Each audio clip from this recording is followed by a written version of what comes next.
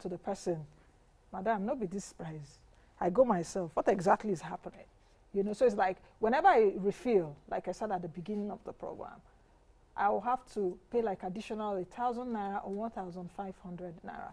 Despite that Nigeria has the largest gas proven reserves in Africa, and we're among the top 10 in the world, 206 trillion standard cubic feet of gas. That's what we have. We even have more gas than crude oil. So why is the price of gas increasing? Now they deal, and just tell me the answer, really. Okay, there's just a whole lot surrounding the whole gas price increase. But the most important part of the whole price hike has to do with Forex, number one. Then number two is transportation. Number three is storage. Now let's take it from the Forex aspect. We are importing gas. So no doubt with what we are dealing with currently with the exchange rate and so on and so forth, we definitely cannot get gas at a lower price. Because when the depot owners import this LPG into the country, you realize that they are spending X amount of money.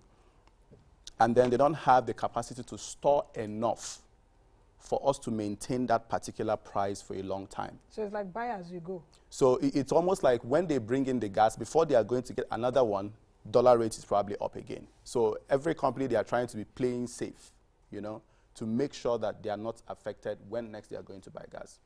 Now, you also take it from the point of storage. Nigeria, the gas that we even process ourselves has a higher volume of propane.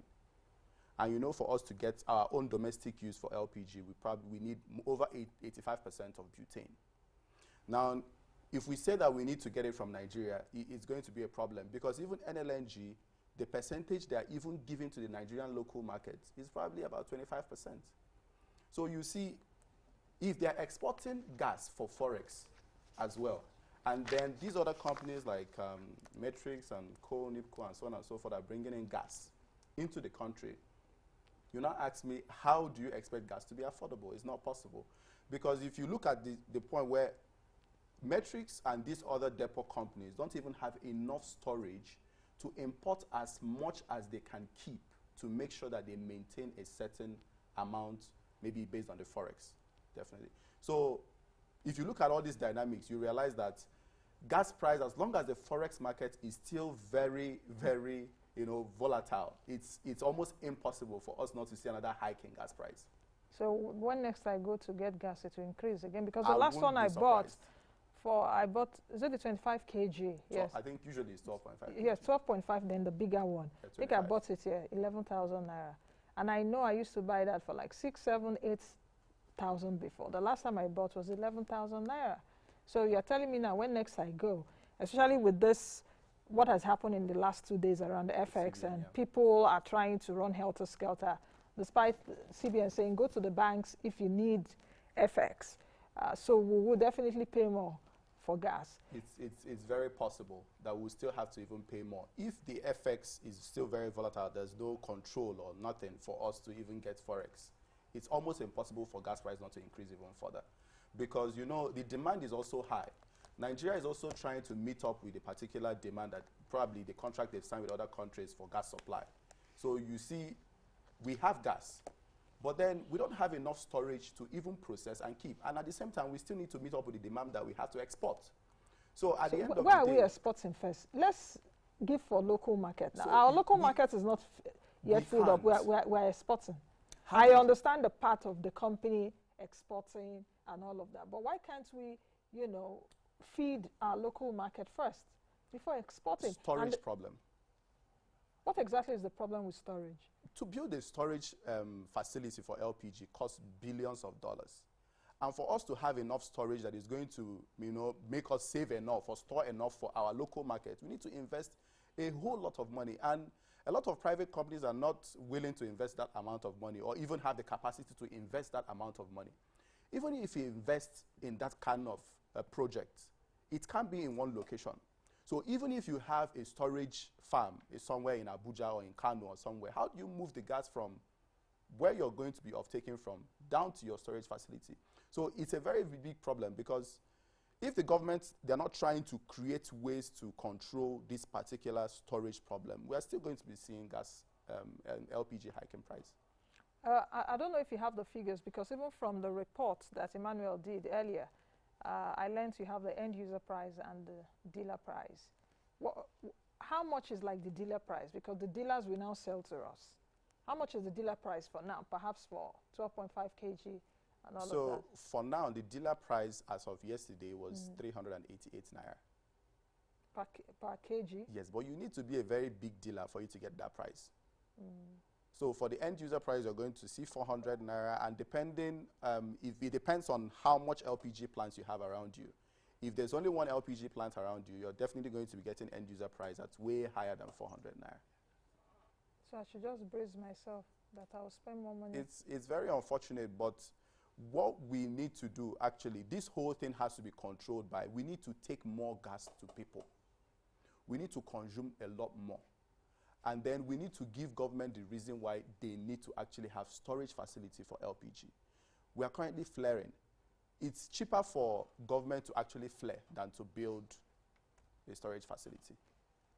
You know, it's so sad that this time of renewable energy transition and what have you, about 94% of Nigerians have no access to clean cooking gas. I remember the last administration, President Jonathan, I think they had a project whereby they came up with clean cooking gas, stoves, rather. I don't know how far that one went, and we spent money. I don't know how many people that got that, but it's in the bid so that we can have access to clean cooking gas. If you take a look at it now, you've given me 3 courses: storage, FX component, and the transportation cost. Let's dissect the others. You've talked about the FX. Okay, you've talked about storage.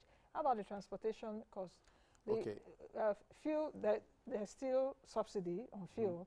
So, and even diesel, I guess that the trucks that will be carrying gas should be diesel and all of that. So how does the transport prices, what happened? Why is it impacting that? You know, I'll give you another example. For example, another thing that actually causes this price increase is that today, Nancy's LPG company will probably have gas, and tomorrow my LPG company does not have gas. So if Nancy detects a shortage in my own company, Nancy will raise her price. I'll hike it.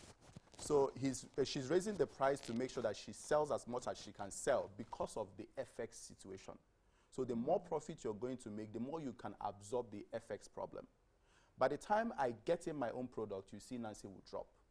Now, if I should buy my own product when Nancy has a product at 520 naira per dollar, and I get mine at 500 naira per dollar, I'll drop the price. Nancy will have no choice but to drop their price. But Nancy would have made profit from when she hiked the price up. So is it now about competition amongst the competitors? Yes. And not, is it really driven by demand? Because how many Nigerians even use cooking gas? A lot. A lot of people, but not as much as would. Not many Nigerians use cooking gas. A lot of people in the rural. To be honest, if you check the dynamics, you will still see that we are importing and we still don't have enough. So who is consuming it? There are people there consuming the gas. And are we importing enough? We're not importing enough. Demand. Especially because the companies don't have enough facility to store. So I think local production, you talked earlier on about the kind of gas we produce, having so much propane component. Higher pressure. Yes. So how do we plug that gap locally by indigenous companies? I know you've talked about the storage part, which takes a lot of chunk, because at least if you want to go into that production or into the production of cooking gas, you should also be able to factor in the storage process into it. How can we get local companies to begin to produce? I mean, it's a tough question. It's a tough question because it involves money. It involves finances. And NMPC has the intervention fund for gas expansion. But the truth of the matter is, I'll give an example. The last time I had a conversation with a bank in Abuja here, they were like, we're not processing anything CBN intervention because it's risky for them. So you see, a whole lot of companies cannot even have access to funds. They probably have a little to even take them to a certain level, but they can't get access to funds because these commercial banks are not willing to, go in bed with the CBN because they say that, oh, sometimes when they give out these particular funds at lower interest rates, CBN can come out one day and just, take the money from them and say, oh, go and deal with your customer. And the commercial banks will come back to you and say, oh, sorry, it's no longer 4%, it's now 13%. So how is that going to happen? So many of them have been faced with that challenge, and now they actually prefer not to help with intervention funds. So when this kind of problem is happening, how do you expect private companies to set up facilities for processing or facilities for storage? It becomes very, very difficult. And government is not even helping matter. I'll get to the question you asked about transportation. Now, if you check a situation where gas price is up, buying a breeder is also very expensive. FX, you have to import LPG trucks, LPG tanks. Even if you import the head and then you import the tank differently, it's still very expensive, and it's still the same FX problem because the price is still going to be high. So you now see transportation costs from Lagos to Abuja is going to be about 560 to 700,000 naira for a 20 metric ton LPG breeder.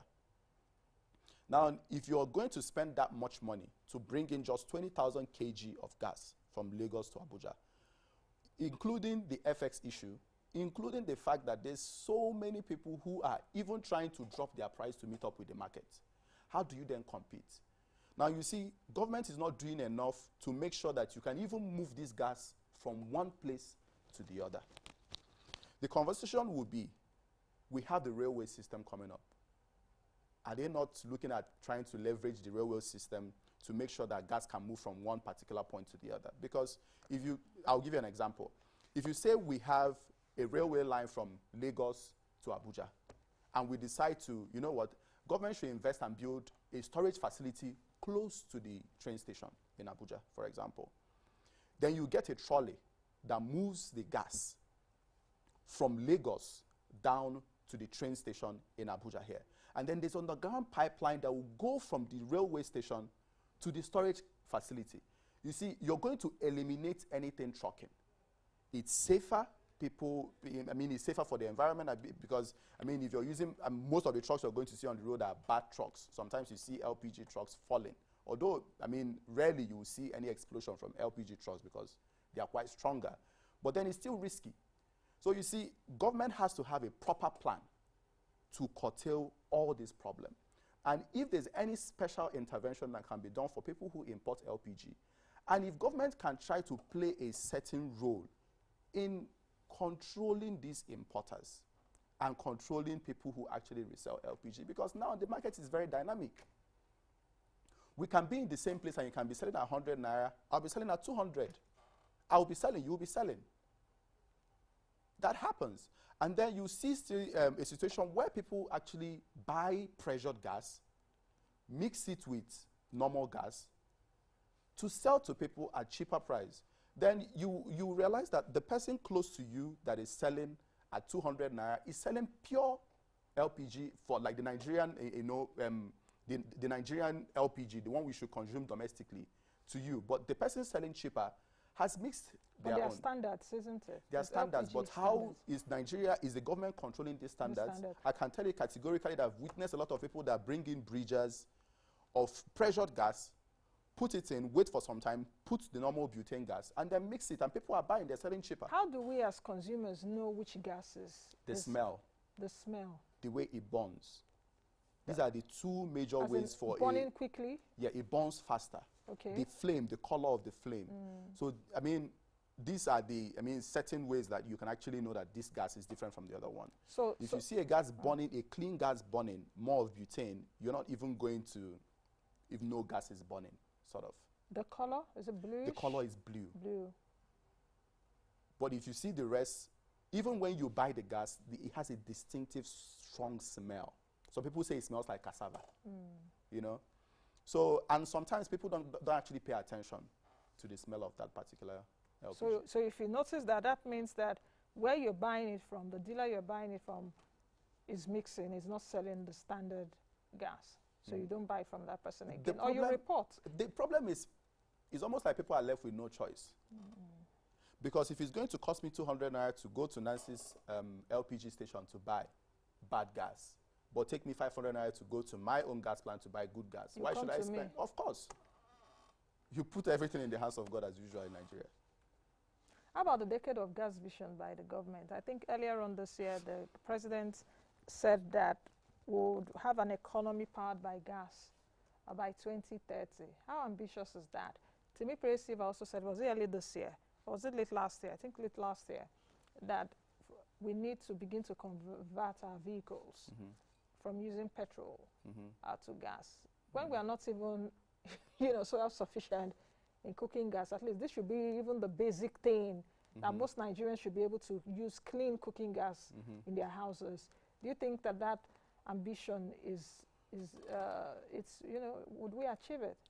Any ambition of the government that is not also powered by the private sector is not achievable, in my own opinion. I'll give you an example. I'm in the private sector. And then when the government actually, put out this gas decade stuff, someone like me, I was interested. I actually acquired a property for car conversion in Abuja here. Signed a deal with a technical partner in Italy for car conversion and all that. We did the calculation, the mathematics and all that. And then we were going to be converting at 150 to 170,000, thereabouts. As of then, I think government was saying, 250. As of then, government was saying they'll be converted at 150 or so. And we actually tried to bring in these, gas tanks, the CNG tanks for the cars. Then you realize that you can buy CNG cars, tanks today at probably $25. I can convert Nancy's car today at 250,000, for example. But tomorrow, if Nancy's sister should come, I'll convert it at 500. Why? Because of Forex. So if I want to convert my car now, I can? You can't convert your car to CNG. Gas. Yes, to you CNG. can even convert your car to LPG. That's compressed natural gas. Natural gas. You can even convert your car to even LPG. It can power your car. And the good thing is that you can alternate. It's cheaper. It's cheaper than fuel? It's cheaper, sort of. But I feel like the people... What's the sort of part of it? The what? What's the sort of part of it? Because you said it's cheaper, sort of. So will it make so much sense for me to spend that kind of money to convert my fuel-driven or petrol-driven car now to CNG-driven car, or you even said even to LPG-driven car, bearing in mind that I should look at the cost in the future. If my car is powered by gas, I will spend less money on refueling it than when I will spend more money using, what do we call it, petrol? Yes. It's, okay, I would say sort of means in the long run, you're going to save much more, especially when this whole subsidy thing is resolved and gas and petrol price increases. So people will have no choice but to look for alternative way of powering their cars. But you will also look at it in such a way that how many people are willing to even convert their cars? We did the calculation earlier, even after we acquired the property for the conversion, we realized that the people that will be willing are people who have old cars. Do you think someone with a Bentley 2021 or maybe someone with a Range Rover 2015 will want to convert their cars and have cylinder in the back of their trunk? It's not possible. So you're going to see more of the taxi drivers, you're going to see more of the transport companies. Probably if government makes it compulsory, you're going to see government cars being powered by this CNG and but is it enough? Is that enough? No. People import cars every single day. So there's still a whole, I feel like from what you said earlier, the vision is ambitious, but it's achievable. But then you need to bring, the private sector in. You need to also put in some policies that are going to actually, make people to actually look into converting their cars. Like things like if you're buying petrol, you're paying tax. There are certain ways that you can actually move it around as government to make sure that people are pushed into using cleaner ways of powering their cars. In fact, I was coming to that do you pay VAT on LPG? Because I know that there was a time that the government said, okay, it shouldn't, VAT should not be paid on LPG. But I think there was a clause somewhere in the Gazette that operators, rose against it. So I want to know now what the situation is. To be honest, when you get into any gas plants, when they give you the bill, there's no VAT there. Okay, so there's no VAT. So it's assumed there's no VAT. Okay, so that is needed, definitely. I would say for you, yes, it's needed. But then for us to also promote the sector, we need to put VAT on petrol. or probably, you know, I mean, Yeah, I know what you're I'm saying. in for cleaner ways of powering our cars. I mean, it's safer for the environment. It's So safer to give for incentives so that Yes. more Nigerians can use clean yes, clean but energy. trust me, a lot of Nigerians that can say afford the petrol PMS with VAT, they will still do it because, I mean, based on their aesthetic look of, you know, LPG or CNG tank in your trunk, it might not be. Can't you know, we begin to have innovation around that? Must I carry a cylinder at the back of my car because my car will be powered by gas? That's alone is a disincentive. It's like I'm carrying load at the back of my car. Except the cars are constructed Third- or, you know, manufactured the way To suit. Yeah, to suit that particular CNG use. But if you check in Europe, I've actually understudied Russia. I've gone to actually see how theirs work. I've also visited China to actually see how theirs work, and most of them are still the same, With the same CNG in their CNG. trunks. How about the role of electric vehicles now? Yes, because if the government is saying, let's power our cars with gas, other countries are going electric. True. EVs, Tesla just released its earnings. Some other companies are coming up with the EVs, that's electric vehicles by like 2030, which is just like 9 years down the line. In fact, some people are 2025, and we here is like we're going back. I know that we have gas more than petrol. Or some people may say, make we even start from here first before we get to that level. What do you think? So Nigeria is like these other countries that are actually pushing for EVs. Nigeria is like 40 years behind what they are doing. And if you check most of our developments and the things we are doing, it's almost like we are catching up to what people have done 40 years ago. If you check China, China is no longer even interested in CNG-powered cars. They are pushing for something else. They are pushing for EVs. They are pushing for hydrogen-powered systems. They are pushing for different other things that are even way cleaner than what we are even trying to do. So, but for us, baby steps are always our go-to, you know, strategy. But then, since we have it, we still have to harness it. People still need what we have, apart from the fact that we need what we also have. So, for a country, we need money. So we can't just shun our gas and then move on to what people are doing because we can't sustain it. We don't even have enough for us to even, you know, light our houses and so on and so forth. Finally, as we wrap up, the petroleum industry bill, do you think... I have nothing to say about it. Is that coming from a place of... It's just coming from a place of... See, there's just a whole lot to say, but, I mean, you rather not comment.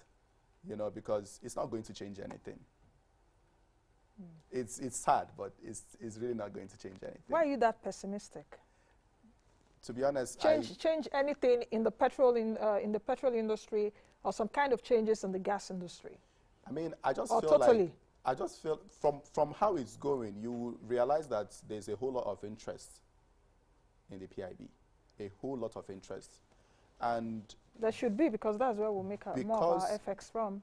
You know, because you might not want to be in a position where you misquote or quote someone else wrongly or give different, you know, perspective and so on and so forth. You'd rather be like, you know what, at the end of the day, government will do what they want to do. I mean, PIB and the whole publication and the whole clout around it, what will happen. It's just like the whole electronic voting and all that. Okay. At the end of the day, you will still get what you don't like. So why invest so much energy when you have people who are not willing to change the system? That's a pessimistic way to end the program, to end your session. We'll continue another day. Thank you very much for coming. Thank you, Nancy. I've been speaking with Kenechukwu Nnamani, the co-founder of Naija Gas. We've been taking a look at the price of cooking gas. What I've gained from this is that I should just fasten my seatbelts. That